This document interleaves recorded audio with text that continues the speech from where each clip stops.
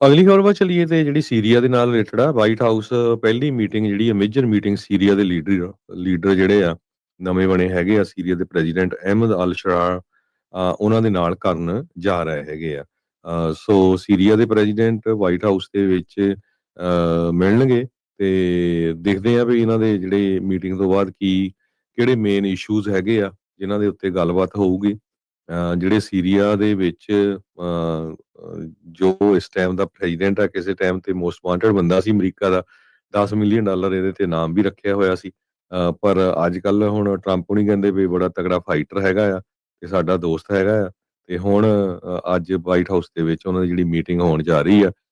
US ਦਾ ਗੋਲ ਇਹ ਆ ਵੀ security agreement ਹੋਵੇ ਜਿਹੜੇ ਦੋ ਮੁਲਕਾਂ ਦੇ ਵਿੱਚ ਜਿਹੜਾ ਬਾਰਡਰ ਹੈਗਾ ਤੇ ਕਿਸ ਤਰ੍ਹਾਂ ਉੱਥੇ ਜਿਹੜੀ ਆ ਹੋਰ ਲੜਾਈ ਝਗੜਾ ਨਾ ਵਧੇ। ਬਾਕੀ ਜਿਹੜੇ ਇਸ਼ੂਜ਼ ਆ ਉਹ ਕਿਹੜੇ-ਕਿਹੜੇ ਆ ਉਹ ਹਜੇ ਡਿਟੇਲ 'ਚ ਨਹੀਂ ਆਏ ਹੈਗੇ।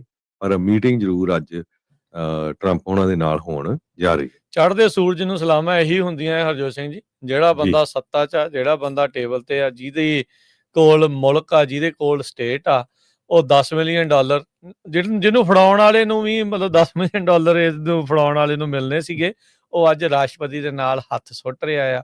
ਕੱਲ ਉਹਨੇ ਵੀਡੀਓ ਉਹਨਾਂ ਦੇ ਫੋਰਨ ਮਿਨਿਸਟਰਾਂ ਨੇ ਜਿਹੜੀ ਫੋਰਨ ਡਿਪਾਰਟਮੈਂਟ ਆ ਕੀਤੀ ਸੀਗੇ ਵੀ ਇਹ ਤੇ ਇਹਦੇ ਜਿਹੜੇ ਸਾਥੀ ਆ ਨਾਲ ਅਮਰੀਕਾ ਦੀ ਫੌਜ ਦੇ ਬਾਸਕਟਬਾਲ ਜਿਹੜੇ ਉਹ ਖੇਡ ਰਹੇ ਸੀਗੇ।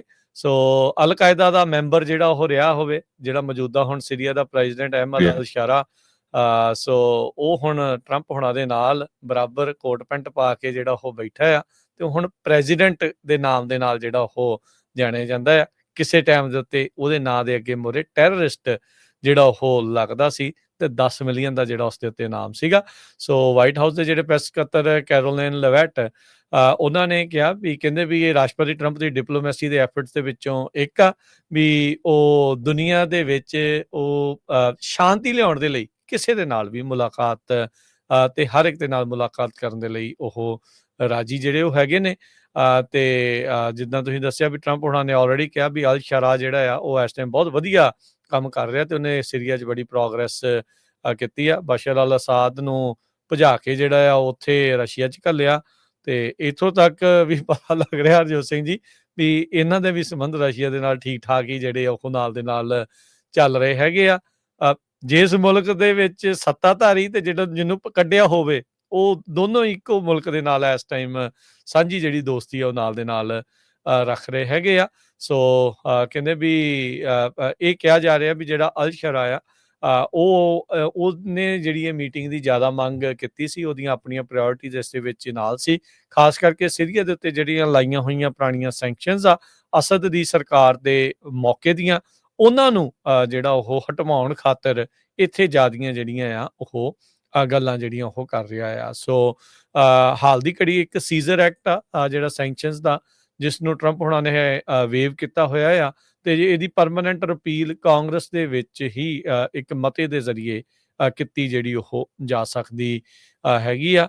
ਇੱਕ ਆਪਸ਼ਨ ਇਹ ਕਹਿੰਦੇ ਵੀ ਦੇਖੀ ਜਾ ਰਹੀ ਹੈ ਵੀ ਜਿਹੜੀ ਸੈਨੇਟਰ ਜੀਐਨ ਸ਼ਹੀਨ ਜਿਹੜੇ ਨਿਊ ਹੈਮਸ਼ਾਇਰ ਦੇ ਜਿਨ੍ਹਾਂ ਨੇ ਹੁਣ ਵੋਟ ਪਾਈ ਆ ਹੱਕ ਦੇ ਵਿੱਚ ਨਾਲ ਕਹਿੰਦੇ ਵੀ ਉਹ ਫੋਰਨ ਰਿਲੇਸ਼ਨ ਕਮੇਟੀ ਦੇ ਟੌਪ ਦੇ ਡੈਮੋਕ੍ਰੇਟ ਨੇ ਤੇ ਉਹ ਕਹਿੰਦੇ ਵੀ ਉਹ ਐਗਰੀ ਕਰ ਰਹੇ ਨੇ ਵੀ ਇਹਨਾਂ ਦੇ ਉੱਤੇ ਜਿਹੜੀਆਂ ਸੈਂਕਸ਼ਨਸ ਆ ਵਿਦਆਊਟ ਐਨੀ ਕੰਡੀਸ਼ਨਸ ਆ ਉਹਨਾਂ ਨੂੰ ਖਤਮ ਜਿਹੜਾ ਉਹ ਕਰ ਦਿੱਤਾ ਜਾਵੇ।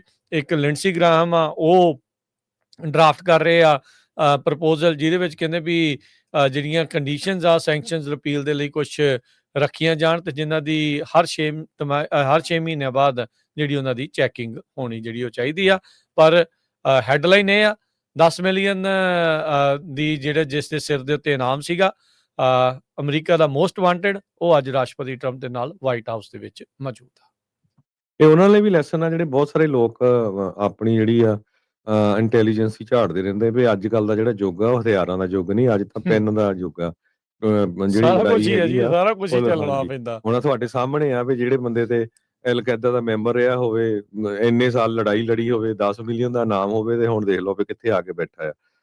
ਸੋ ਇਹ ਪ੍ਰੂਫ ਆ ਬਿਲਕੁਲ ਸਾਹਮਣੇ। ਸਮਾਂ ਬਦਲਦਾ ਰਹਿੰਦਾ ਆ, ਨੀਤੀਆਂ ਬਦਲਦੀਆਂ ਰਹਿੰਦੀਆਂ ਮੁਲਕਾਂ ਦੀਆਂ। ਇਹ ਸੋ ਆਪਣੀ ਜਿਹੜੀ ਚੀਜ਼ ਆ ਉਸਨੂੰ ਜਿਹੜਾ ਉਹ ਨਹੀਂ ਹਟਣਾ ਚਾਹੀਦਾ। ਦੇਖੋ ਤਾਲਿਬਾਨ ਵਾਲੇ ਤਾਂ ਇੱਥੋਂ ਤੱਕ ਕਹਿੰਦੇ ਸੀ ਹਰਜੋਤ ਸਿੰਘ ਜੀ, ਜਦੋਂ ਟਰੰਪ ਉਹਨਾਂ ਦੇ ਪਹਿਲੇ ਕਾਰਜਕਾਲ ਦੇ ਵਿੱਚ ਜਦੋਂ ਉਹਨਾਂ ਦੇ ਨਾਲ ਬੈਠ ਰਹੇ ਸੀ, ਜਦੋਂ ਇਹਨਾਂ ਨੇ ਕਿਹਾ ਸੀਗਾ ਵੀ ਹੁਣ ਅਸੀਂ ਆਪਣੀਆਂ ਫੌਜਾਂ ਵਾਪਸ ਲੈ ਜਾਣੀਆਂ, ਤੇ ਫਿਰ ਜਿੱਦਾਂ ਬਾਈਡਨ ਨੇ ਵਾਪਸ ਲੈ ਕੇ ਗਏ, ਤੇ ਉਹ ਕਹਿੰਦੇ ਵੀ ਇਹ ਲੜਾਈ ਨਹੀਂ ਛੱਡਣੀ, ਕਹਿੰਦੇ ਜੇ ਲੜਾਈ ਛੱਡਤੀ ਤਾਂ ਸਾਨੂੰ ਲੜਨਾ ਭੁੱਲ ਜਾਣਾ।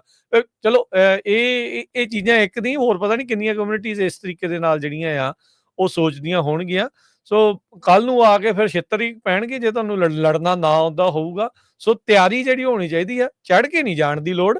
ਹਾਂ, ਵੀ ਜੇ ਕੋਈ ਚੜ੍ਹ ਕੇ ਆ ਰਿਹਾ ਉਹਨੂੰ ਰੋਕਣ ਦੀ ਤੇ ਡੱਕਣ ਦੀ ਤਾਂ ਤੁਹਾਡੇ ਵਿੱਚ ਸਮਰੱਥਾ ਜਿਹੜੀ ਉਹ ਜ਼ਰੂਰ ਚਾਹੀਦੀ ਹੁੰਦੀ ਹੈ।